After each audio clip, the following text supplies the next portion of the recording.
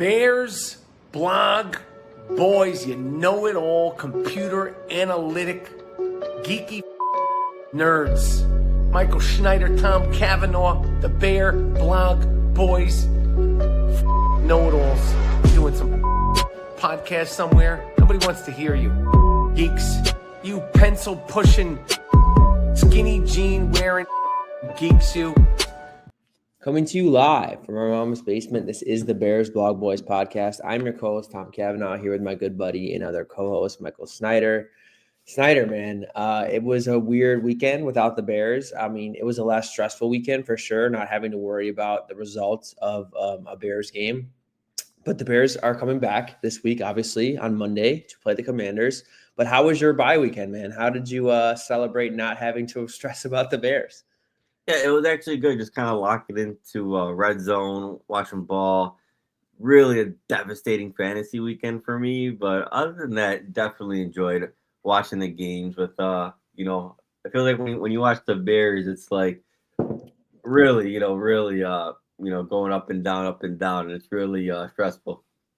Outside of the Cowboys game, and then the Bears obviously played on primetime on Monday for the season opener.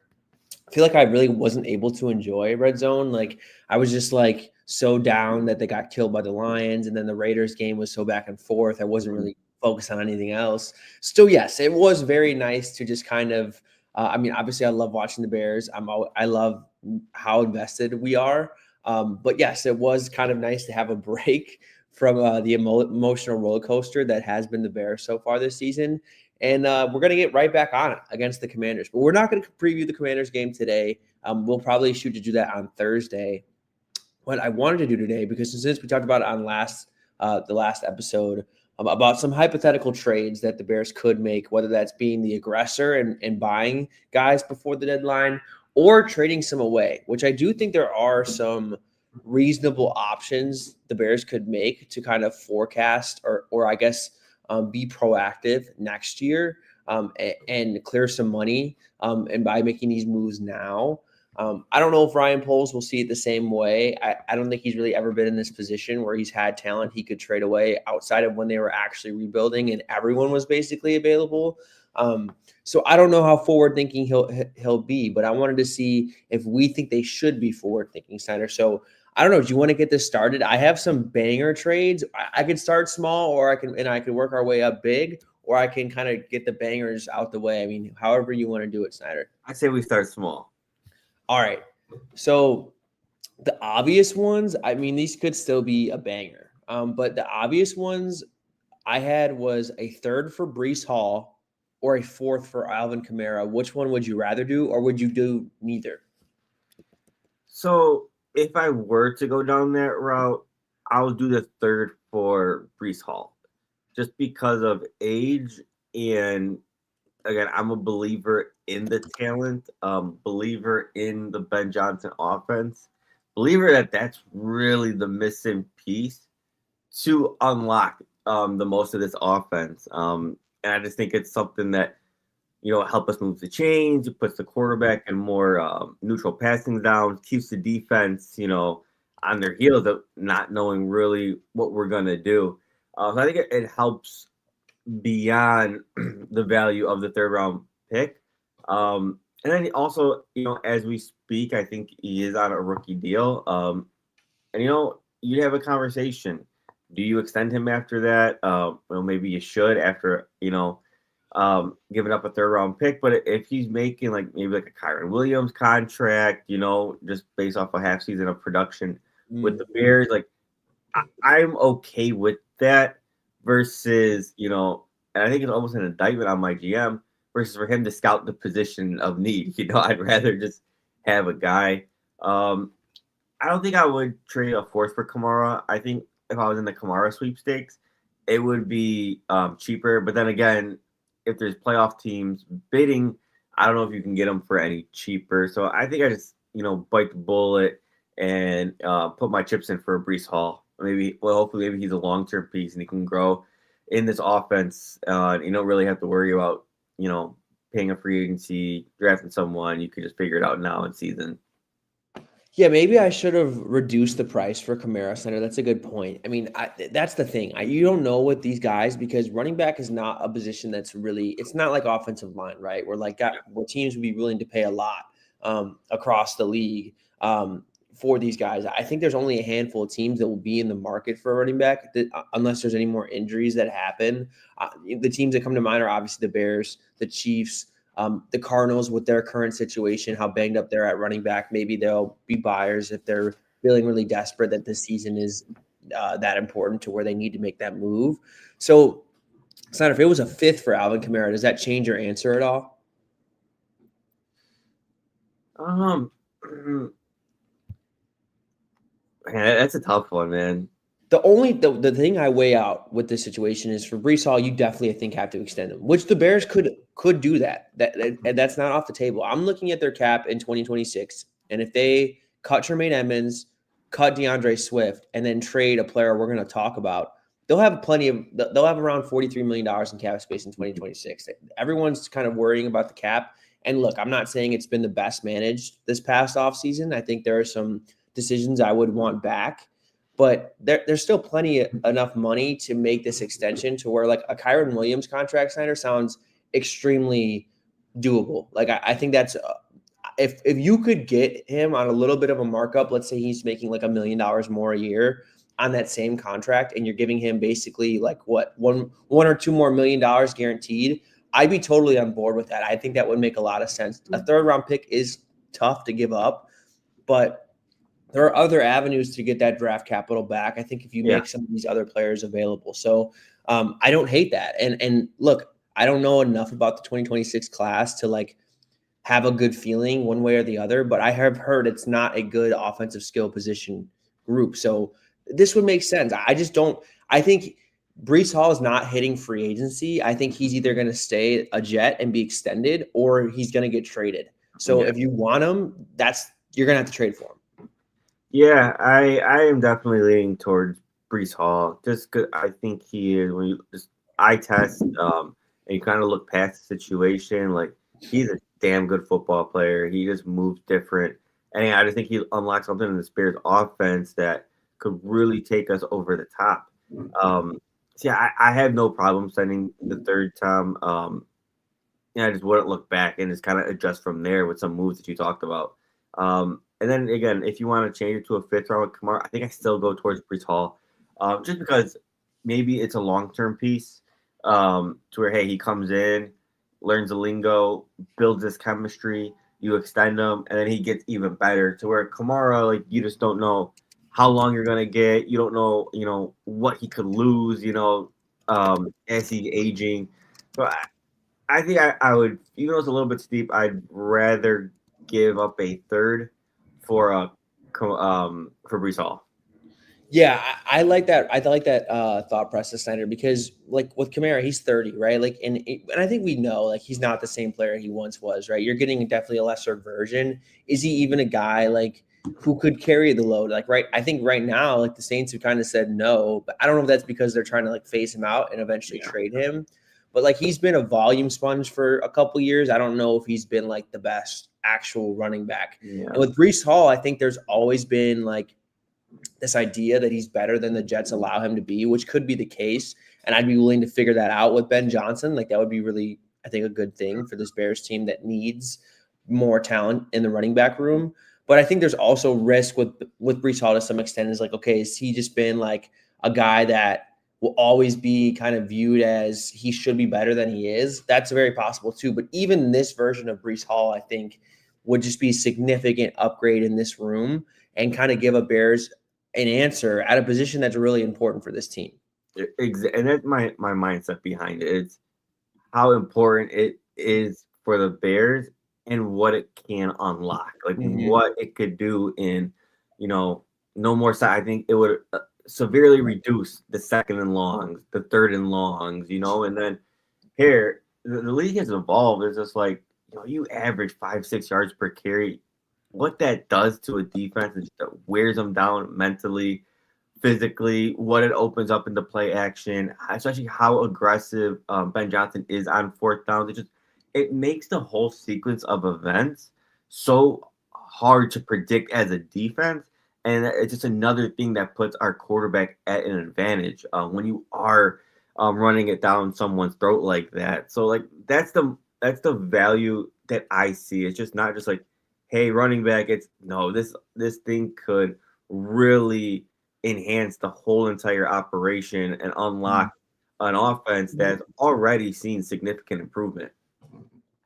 Yeah, I mean, yeah, Snyder, I totally agree. The stat I look at, and Brees Hall does very well in the stat right now. And again, it's all situational based. Like it's sometimes hard to take a running back and isolate him, but Brees Hall right now is 11th in rushing success rate, which would compare to DeAndre Swift, who's 33rd. Right, I think, and it's a huge percentage difference, like on how much better Brees Hall is. Like if you can get similar production and just a guy, well, I think what Brees Hall has done really well this year is just maximizing what's there. I mean, that's all you could ask for this offense. And I think it would just take some weight off the passing game. I think there's so much pressure on the passing game right now to be perfect. And then we see when they make mistakes and stuff like that, it just kills them because they can't, even when they're in the lead, they cannot just salt games away. And they need, I'm not saying they need the run game in other aspects also needs to get better. But I think if you just had a guy you could trust more in those situations that isn't a 7th-round rookie or a guy we know is inconsistent in between the tackles, I think that just would be such a big relief for this offense. And then with Brees Hall too, he can do so many things in the passing game that you wouldn't have to take him off the field and give your offense tells or give defenses tells. So I think that there's just a lot of reasons to be excited about him, and a guy like Ben Johnson can get the absolute most out of him. Agreed. All right, Snyder, this one's weird, and you could say neither for this because this would be pretty crazy if any of these trades were actually done. But there's no secret that the Bears need an edge rusher. It makes things difficult that they're pretty invested in 2 edge rushers right now. But that doesn't have to be the case in 2026. Again, this would be a forward-thinking move. So the trade offers I had, Snyder, and hear me out. These are kind of interesting. I had Tyson Bagent and a 3rd for Trey Hendrickson because of the Bengals current quarterback situation. I had a 3rd for Kayvon Thibodeau and a 5th, and I had a 2nd for Jalen Phillips. Do any of these offers intrigue you? And one does, which one intrigues you the most? Man, I think I like the Trey Hendrickson one. Interesting. Okay. Because here's my mindset with this. Love Kayvon Thibodeau, love Jalen Phillips. Normally I make that move, right? I think Trey Hendrickson just comes in right away and solves exactly what we need. And then I think I think with the Trey Hendrickson, you're willing to let Montez Sweat walk or trade him or whatever it is and just kind of clear his cap. And then with Trey Hendrickson, you make a decision, right? And you might get him at a value because of the age. And maybe you extend him. Maybe he only wants a year extension, 2-year, whatever it is. And I actually think it comes at a value, right? I think if you're trading for like a Kayvon Thibodeau, Jalen Phillips, and they end up being really good, then that's another like really, really, really costly thing there. So that's and it's weird. Like typically, I lean more towards a long-term piece, figure it out financially. My thing is with edge rushers and defensive line in general. I'm not always so gung ho on the age. I always thought like guys like Trey Hendrickson age like fine wine because you don't lose technique. You don't really lose your strength. And you don't really lose like your IQ and leadership or anything like that. I know that sounds a little cliche, but I think if you can get that at a value, and maybe you do an in-season extension, and create value there where maybe you get them a little bit cheaper. That's the route that I would go. It would hurt to lose Bagent, I think, in the QB room. But, again, you feel good about Caleb. You brought another backup in. I wouldn't overthink that, and I think that would really help the Bengals. Yeah, I think it would help the Bengals as well. I mean, the Bagent thing, I was just trying to get creative to kind of bring that draft capital price down because I'm sure the Bengals would want a 2nd-round pick at least just because of how good Trey Hendrickson is. But if you could – offer them something to bring that price down, I think that makes sense. I am intrigued with Trey Hendrickson, because again, I don't think you'd have to give a lot of long-term money. Right. Like you said, Snyder, you could give a short-term extension, maybe ramp up those guarantees that would keep him happy. And then, yeah, you're not tied to him for the long term. Whereas Phillips and Thibodeau, you're giving out probably like a 4-year deal with money spread across it to fit under the Bears cap. I mean, with Phillips specifically, if you're offering a set, the only reason I put Phillips for second is because I think it's very similar to the Montez Sweat situation. Yeah. Like, it's basically the same situation, right? Two guys that were first round picks that are kind of on the outs of a team that's rebuilding. I think a second round pick would be the least you'd have to pay for a Jalen Phillips, who's been really good. I know he's had his injuries. So I would love that. I would love, because I love Jalen Phillips as a player. But again, financially, like, since the Bears are already locked in, you would really be forced to move Montez Sweat. And I think you would do the same with Trey Hendrickson. But I don't know. I just think it would be more doable with Trey Hendrickson because the money, you wouldn't have to be as long-term minded about it. And like you said, Snyder, Trey Hendrickson is like one of the best pass rushers in the NFL. For as much as I like Phillips, like he's only had like 1 year in that kind of regard. So I think that this is a move that makes, Trey Hendrickson's 9th among edge rushers in PFF edge rushing grade. His stats are phenomenal. So I think this is a move that would definitely help the Bears defense the most and be the most worthwhile. I'm not sure if the Bears would seriously consider this or if they're in that market right now because they're so invested in the defensive line. But I'm just looking at it, and again, I don't know if Ryan Poles is looking at it this way. I'm just looking at it like you missed out on a couple guys, right? And we got to do things to fix this. And if they want to be aggressive in season, I think, calling for a Trey Hendrickson would probably be the best route to do that. Because that's the thing. You probably had this embedded in your brain already. Like, where do the Bears rank right now in terms of like rushing or stopping the run, and it's like individually rushing the passer? It's not good. It's really not good. It's towards the bottom, and then but you have an expensive unit. Like you just signed Deo, Grady Jarrett. You're paying Montez Sweat like $25 million. You have so many second round picks invested, so you have to include a second round pick with Montez Sweat, Jervon Dexter, Zach Pickett, Shamar Turner. Like, there is so much money there. There's at least 4 second round picks invested in there during his era so far, and the fact that it ranks in the bottom, you can't even pick your struggle, right? It's you're bad against the run, you're bad against the pass. Ashton Genty and the Raiders run for 228 yards. 9 times out of 10, if a team rushes for that much against you, you're gonna lose, right? So like, and that's why it's like we're having this conversation, because that is so crucial to this season, right? If you do want to stay competitive, you're not, unless the offense is putting up 30 plus points a game, and it's crazy to say that I think they can to keep things competitive, but the fact that that's what you're getting off your defensive line, you should be willing to kind of eat your pride and be like, hey, like, let's do something. And I think that, I don't even know if you have to include Beijing. Like, let's say if it's a 3 and a 4, maybe, right? Like, I think that's minimal compensation to maybe fix this thing, right? To really get much more production, to really change the game script. And, it might sound pricey, but at the same time, I just think it's worth it. I just think it's a game-changing type move that we're really desperate for. You're going to have to make a move at some point, right? Like, you're going to have to try to upgrade this at some point. So yes, Snyder, while it might be expensive, why it might not like be the most logical move in terms of like a fit within the salary cap right now, like, you're going to have to make some major changes regardless. That's going to be hard to get out of the Dale contract, to get out of the Grady contract. It's possible, right? You can post June 1st cut, I think both of them, and you save a little money, but that money is going to spread out. The money that you owe them is going to spread out over the course of 2 years. So again, I'm not saying that the Bears are there yet. Like, it's been 4 games. And they might think in their minds this thing can get better. I'm a little more hesitant because we have a larger sample beyond the Bears that this is going to get better. Like, Grady Jarrett was on a decline, right? If you look at all the advanced pass rush metrics, he was on a decline for the last 2 years of his career. Deo has really never been an impactful player as a pass rusher, and it's been bad against the run as well. So you're going to have to make a move eventually. I get that Trey Hendrickson's age might deter some center, but I agree with you. I think he's playing at such a high level right now. Like I'm willing to take that risk.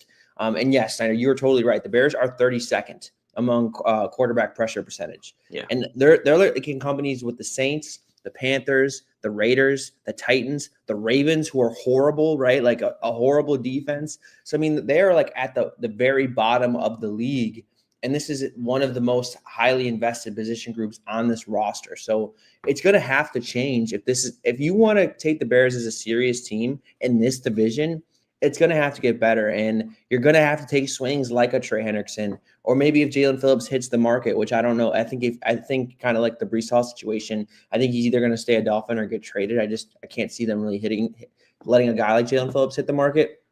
Could be wrong, but yeah, I just think that you're going to have to take these big swings at fixing this position, and maybe like you gotta look at it like a different lens than you did with a Montez Sweat trade, who was kind of like a good player all around, but like not really that like game-changing pass rushing presence that they wanted him to be. Trey Hendrickson is that guy.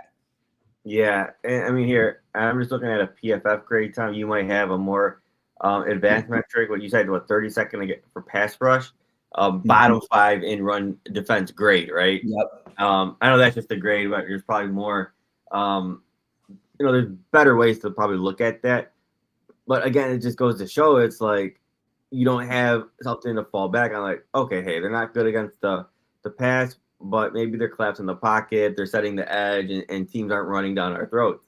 Well, that's not the case. So that's why we are mentioning this, and it's such a tough conversation because how much is invested there? Does the GM like say like, hey, no, it's gonna figure out, like these guys are gonna develop, just the classic cliche GM coach talk like, hey, like we got guys that are developed, and I don't want that there. I want the GM to say like, hey, like, it's not going well. Like we just need a short-term fix for this season. And I think that's Trey Hendrickson, that you're going to get the proven, all around production there. 100%. Q also brings up a great point. Trey Hendrickson has experience with Dennis Allen. He was literally drafted by him, like in New Orleans. Like that was the defensive coordinator then. So I mean, the fit it just makes too much sense. And Snyder, I tweeted out too, like I could totally see them going the opposite route and like taking a half measure and just like trading for Cam Jordan, which would be like a disaster move. Cam Jordan is just like not the same player he once was, and like that's fair. Like he's 36, right? I'm not saying that that any indictment against him. Like he's just an aging player, and I could totally see them like taking the same angle. Like, hey, he has all of this experience with Dennis Allen, this, and this, and it's like enough with the half measures. Like you need difference makers, and you have to pay a premium to get those difference makers. Yeah, and that's just kind of comes down. That's what we're talking about these trades. Like that I think. Q just said, "Oh God, I didn't even think about Cam Jordan." Watch out for it. I think it's a very real possibility. It'd be one I would dread. And again, this is nothing against Cam Jordan. It's just where the Bears are at. They don't need to be taking out another bad contract, another bloated contract with a player that's not going to make much of a difference for you. Very reminiscent of the Grady Jarrett move. I'm very scared that one could happen. But I think if they're going to make an in-season move, Snyder, I think Trey Hendrickson's the guy I'd want to target. Yeah, that's where I would lean to. It just makes sense all across the board. Yeah. All right. These ones are a little interesting. And let's just say that neither trade happens. Like neither the Breece Hall Kamara trade or neither the edge rusher trades happen. And the Bears are just kind of looking that hey, like there's some guys on expiring contracts or some guys we want to move on from that we can get some capital for now.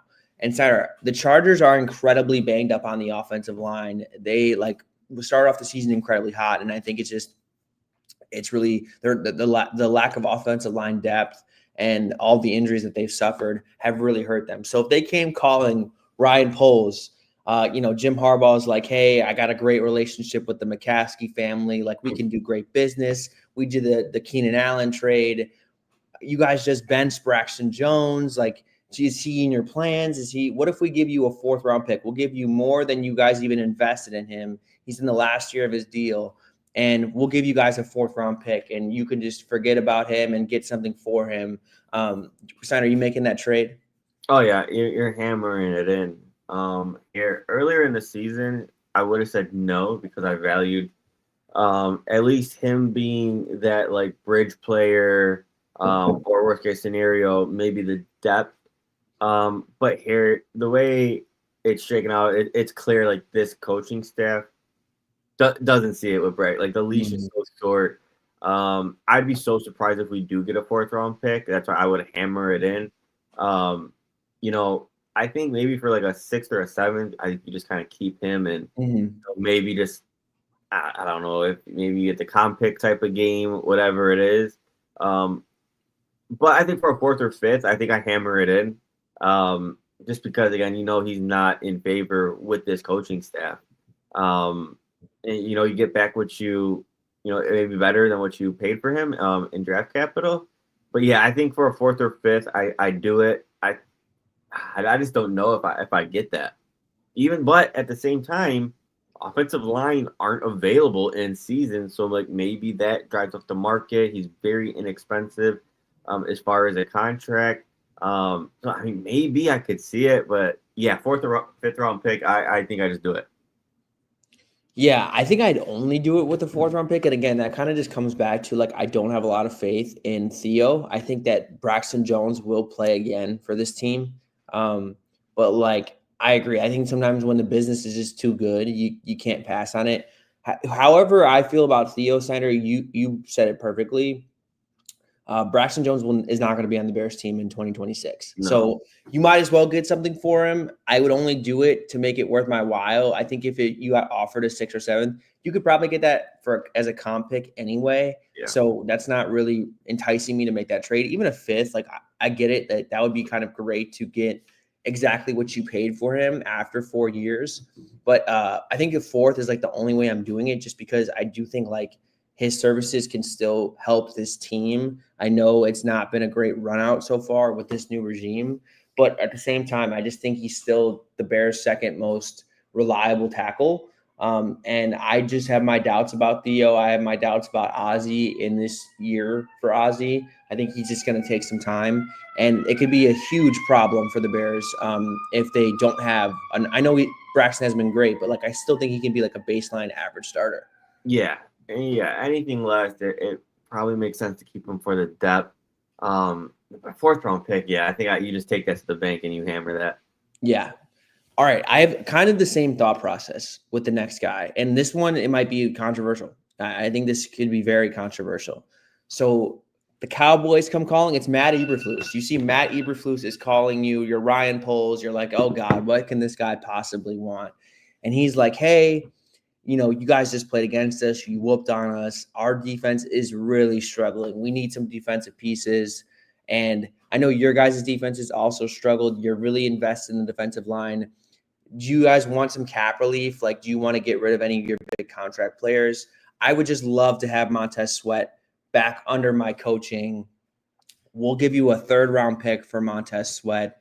And you won't have to worry about his money in the future. You can get out from under that contract now. Sanders, is that a deal you're interested in making? Oh man, that's so tough. That's a tough one, right? Shit. I think I keep him at 3rd round pick. Just because I think he is still a dude. Oh, man, what that could do moving forward, like you get a 3rd round pick, you clear his cap. I'm sure the Cowboys in that scenario, if they're only given a 3rd, they're probably eating majority of that cap. And I understand the long-term vision, because is Montez Sweat worth what we're paying him? No, he's not. But man, does that hurt us even more? I know it's bad, right? But then it's one of those things like, dang, I think it could actually get worse without him. Man, that's a tough one. I think if you told me it was a 2nd round pick, I feel so much better about it. A 3rd, man, that's a tough one. Maybe you have some more layers to maybe convince me, but I don't know. That is one that I'd have to sleep on that one. Yeah, I would definitely have to think about it. Look, Montez Sweat right now, I'm trying to look at his just advanced metrics and like where he ranks. And he has had a better season than in years past based on the metrics. Like I should probably have watched him more in depthly. But he's like again, he's in that like edge 2 conversation. Like I think that's right where he's grading as. He's been that kind of player, like the 25th highest graded pass rushing edge. His win rates are pretty low though. And so yeah, like I just think he's kind of just been who he's been. And do I think that he's a fine player? Do I think he helps this team? Absolutely. But is he the difference making player that they want him to be? Can he be your one? I just don't think that he can. And he's making too much money, I think, at this point with the other moves that you've made to hurt your chances of finding that guy. So I think this is a deal that I'm making. I know, like, I don't want to signal to my team that we're rebuilding by any means, but this is solely a contractual thing that, like, hey, if I can get a day 2 pick and then have the resources to financially to have the resources to have another crack at it, a better crack at finding a guy who can help us, I think I'm willing to make that trade. Now, who's the next guy that steps up in his stead for the right now? That's a good question. Like, they don't have a great answer. The depth on this team is not great. Like, do you think Austin Booker can be that guy? I don't think that they're going to view Austin Booker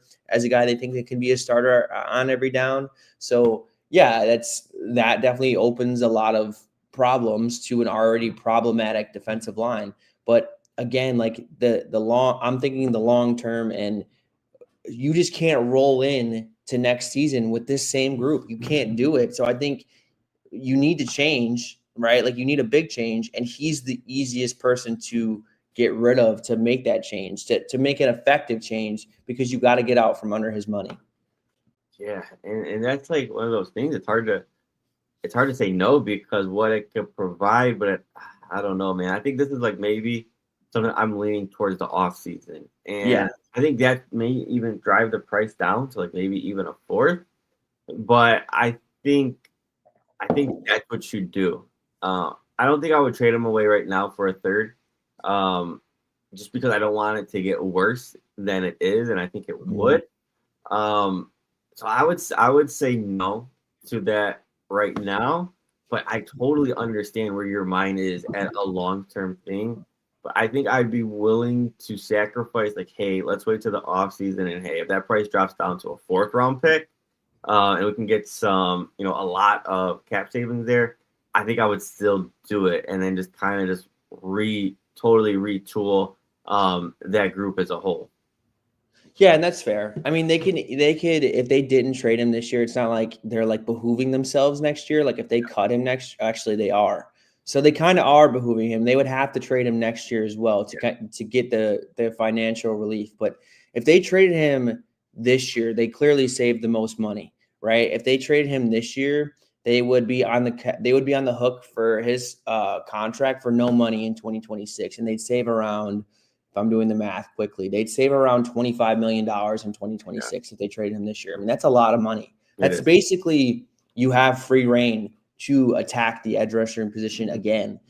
So again, maybe they do that in the draft, and the conversation we're having doesn't even matter. And they want to keep Montez Sweat, and they'll try to aim cheaper by doing it in the draft. That very could well be the case.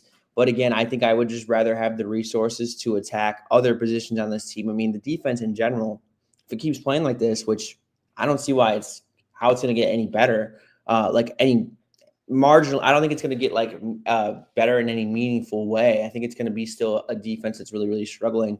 I just think you need everything in your chamber to fix this thing. Yeah. Yeah, I totally see where your mind is at. So that's why I love the conversation. I think it's a very, very interesting debate. Like, I wish we had like maybe someone we drafted like in the wings, ready to go on the edge.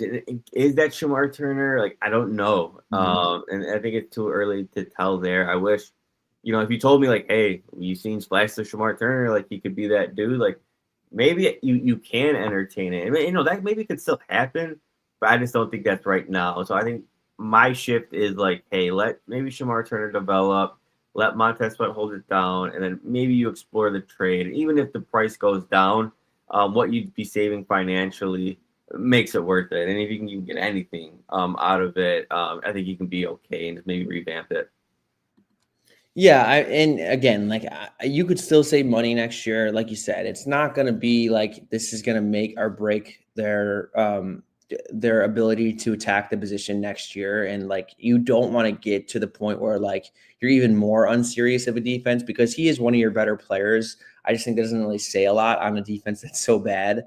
Yeah, I mean, it's really just, I think there's two ways of looking at it. You're either looking at it, we want to stay competitive right now and just have a chance, or we're kind of looking forward to next year and we know that this is not going to be good enough to be a true contender, to really compete. So we're going to try to address it now. I think that's how you got to look at it. I think you are a little bit more hesitant to do that, Snyder, and I'm a little bit more open to doing that, and that's okay. All right. Here's where it gets interesting, because I do think this is a trade that will happen. I think it should happen. I think they actively need this to happen, because it just makes too much sense. They've positioned themselves where I don't think they can keep this player, unfortunately. And I'm not saying this has anything to do with performance, his ability to buy in. I just think that they're so strapped right now at other places that they need to move on from DJ Moore. I don't know if that will be this year, but I think he's going to get traded at some point, and his value is only going to go down the longer you wait. So, Senator, before I talk about the actual trades I have on the table, what is your situation? What is your thoughts on the DJ Moore situation?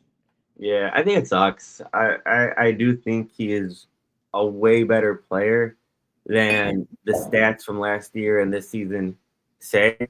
I just think it just comes to how it just is what it is. It's here. Caleb loves Rome. That is his number one guy. That's the guy he looks at, when he needs the guy. And the thing is, it's like, Olamide Zaccheaus and DJ Moore shouldn't be getting the same amount of targets, but that's what it is, right? So you don't see him being utilized more than Zaccheaus. But now you're talking about, now you get Luther Burden in the mix as well, and he's getting looks. So it's like, in the role that you're using him for, is he worth north of $20 million? No, he's not. He's 28 years old. I don't know. I think he turns 29 this season, if I'm not mistaken. I could be off with that. But it just makes sense. I do think you could get a second round pick for him. I think if you're willing, I don't know, maybe you could eat some of the money, maybe you drive up the price, maybe it's a second and a third, or whatever it is, or maybe you let the team just take on the full contract and maybe just leave it at a second, and it provides more financial opportunity. It sucks because ideally I don't want to trade him, right? I want it to be Rome is the one, DJ the two, and then Burden is your three. I just think that's so deadly dynamic. Then you're talking about Colton Loveland in the mix. Like, I wish it could work out like that, right? I wish there was just maybe more designs where like the three of them are just much more involved, but it just seems like it's not the case. It seems like him and Caleb don't really have that connection. But then at the same time, like, you see Ben Johnson, like, handing him the ball off. You see screens trying to get sent to him, but then they get deflected, and then but it just seems like down the field that connection, it's just not there. And then when you talk about, like, hey, you have Burden in the wings, like, hey, you're paying DJ Moore all this money, it's like, it's a tough conversation. It's almost like a luxury that this team can't afford, or at least it doesn't make sense to move forward with that, given the cap ramifications as the years go on. And now you'd probably sell them for the best you get them. I mean, I think it would make so much sense for DJ Moore, like Broncos, Bills, sounds crazy, like even the Packers, like, so I think there'd be a lot of teams calling for his services.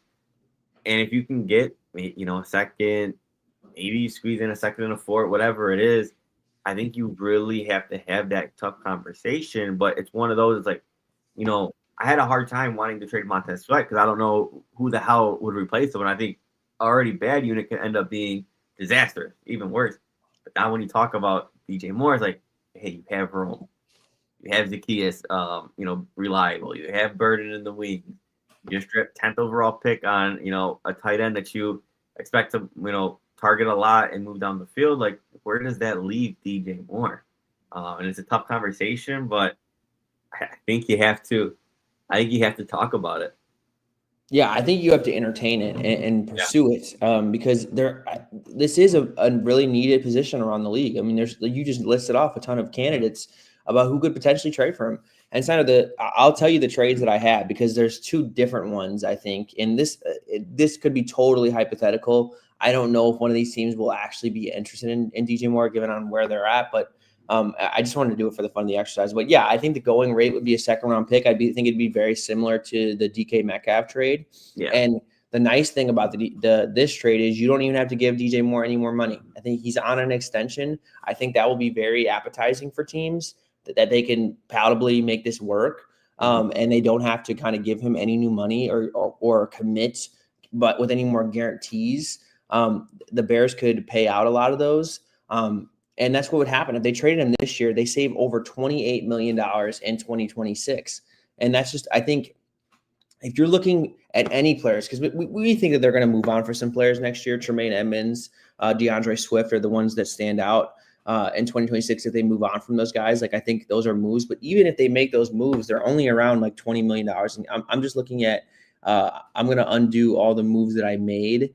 And if they move on from Tremaine Edmonds, sorry, I'm on 2025. 1 second. If they move on from Tremaine Edmonds and DeAndre Swift, they only have $27 million in cap space in 2026, which is a decent amount. Like, they can still make things happen with them. Like, hypothetically, they could keep DJ Moore, they could keep Montez Sweat, and they can make probably one or two moves, big moves at players. I don't even know if that, maybe just one move. So yeah, they could make that happen. I just think it'd be smart because DJ Moore's value is never going to be as high as it is right now. And that's how I'm looking at it. And again, unfortunately, you don't really need him. And also, Snyder, I'd also add, you need to see what your 10th and what I think Burton was like, the 36th or 7th pick. Yeah. You need to see what you can get out of those guys, right? Like, those were very highly invested. And if you look at this draft class as a whole, you've really gotten nothing from anybody but your second round picks and your first round pick. And look, it's really early. I'm not saying that should change or should have changed and been different, but DJ Moore, unfortunately, is keeping targets and playing time away from those guys. Like, that's just the reality of the situation. Yep. So I think you should trade him while his value is at his highest. And I think a second round pick would be the going rate. And Snyder, my two offers that I think would sound more appealing for you, because I know you're a big Breece Hall guy. Why don't the Jets be like, hey, it's been a really shitty year this year. We need a second receiver at some point. The receiver class in the draft is not very good. We're probably going to draft a quarterback anyway. For the time being, so we're more of an entertaining team. Why don't we get Justin Fields' guy, DJ Moore, back in the building? And we're not going to extend Breece Hall anyway.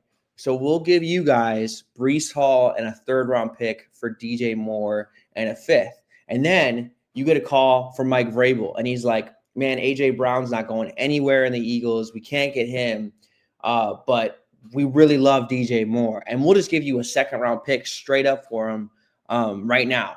Which deal sounds more appealing to you? Yeah, I like the Breece Hall one. Okay. Just because it's like you're getting a weapon that, and it's crazy, right? Because I'm always going to value a wide receiver, even how deep the Bears are over a running back. But it's just you're getting a weapon in Breece Hall that it would be more impactful than DJ Moore. Mm-hmm. And, you know, I know that's not like one of my philosophies, but that's just the cold hard truth is, yeah, you know, you might lose a wide receiver, but the way the Bears are equipped, and how much a running back can provide, I think you're just getting a weapon that would be more valuable to this team right now than DJ Moore is. Yeah, and that's fair. I don't know if the Jets would be doing that because he is an older receiver. I mean, he's not old by any means, but like they are kind of a rebuilding team. I don't think they're making any moves for Justin Fields. Like, I don't think he's in their long-term plan. So I don't know if that deal would be super realistic. It was one that kind of stood out to me.